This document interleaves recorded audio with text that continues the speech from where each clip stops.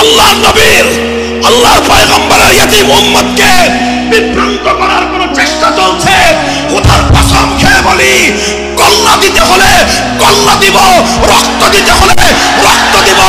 উম্মতকে গোমরাহ করার কোন অপচেষ্টা বরদাস্ত করব না, বরদাস্ত করব না আমরা।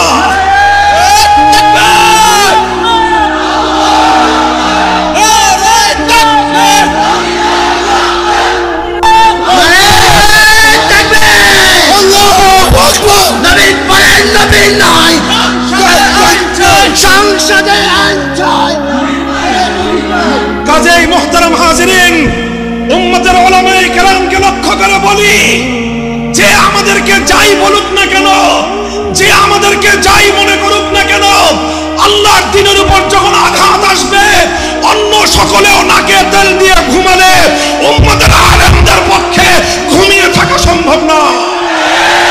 আমার নবীকে যখন গালি দেওয়া হবে, আওয়ামী লীগ বিএনপির কোনো কিছু না হতে পারে, হেফাজতে ইসলাম নীরব থাকবে না, নীরব থাকবে না, নীরব থাকতে পারে না। আল্লাহু আকবার, জিন্দাবাদ জিন্দাবাদ, বাংলাদেশ একো একো, দুই এক মুসলিম।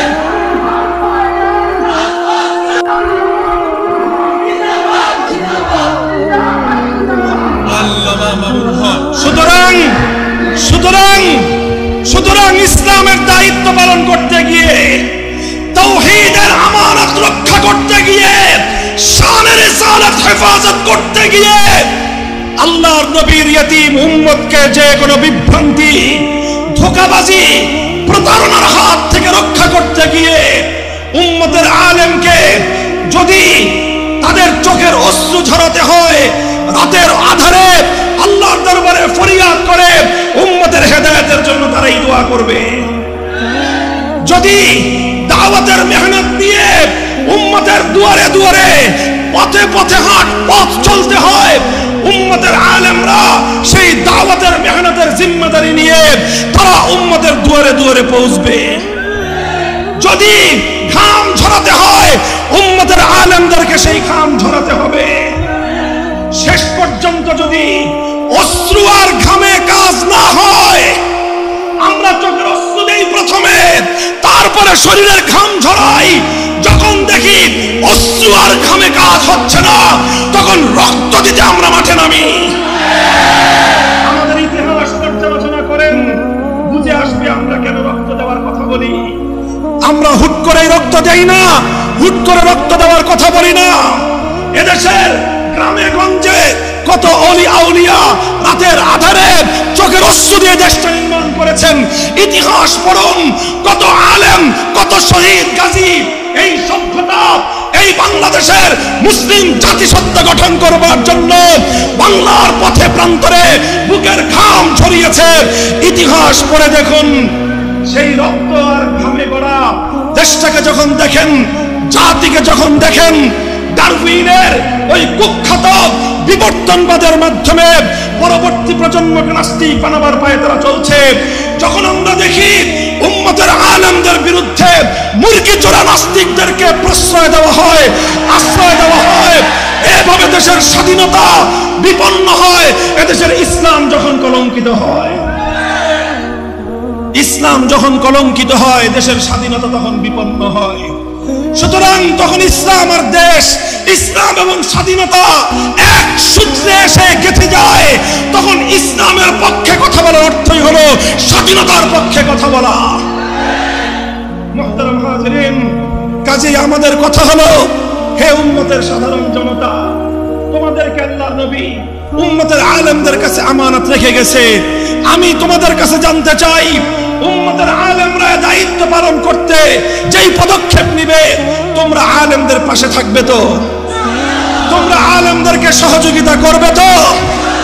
আল্লামা জুনায়েদ বাবুনগরী হেফাজতে ইসলামের পরিচয় তুলে ধরেছিলেন জাতীয় মসজিদ বাইতুল মুকাররমের সামনে আল্লাহর নবীর ইজ্জত রক্ষায় ফ্রান্সের দূতাবাস ঘেরাও কর্মসূচির আগ মুহূর্তে তিনি বলেছিলেন, হেফাজতে ইসলাম কি জিনিস? বলতে গিয়ে বলেছিলেন, হেফাজতে ইসলামের দায়িত্বশীল এদেশের সমস্ত আলেম সমাজ, হেফাজতের দায়িত্বশীল এদেশের সমস্ত মসজিদের ইমাম সাহেবান, হেফাজতের কর্মী কারা? হেফাজতের কর্মী হলো সারা বাংলাদেশের 3.5 লক্ষ মসজিদের সমস্ত মুসল্লিরা। হেফাজতের কর্মী কারা? বাংলাদেশে যারা কালেমা পড়ে তারা সবাই হেফাজতে ইসলাম বাংলাদেশের কর্মী। সুতরাং এই অর্থে হেফাজতে ইসলাম মানেই হলো বাংলাদেশ। হেফাজতকে আঘাত করার নাম হলো বাংলাদেশকে বিপন্ন করা।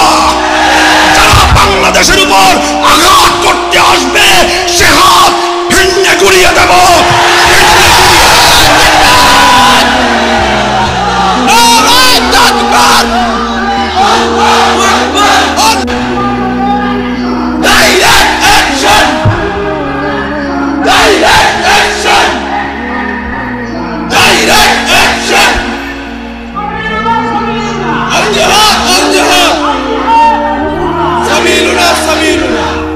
থাকবেন তো ইনশাল্লাহ? আছেন তো ইনশাল্লাহ?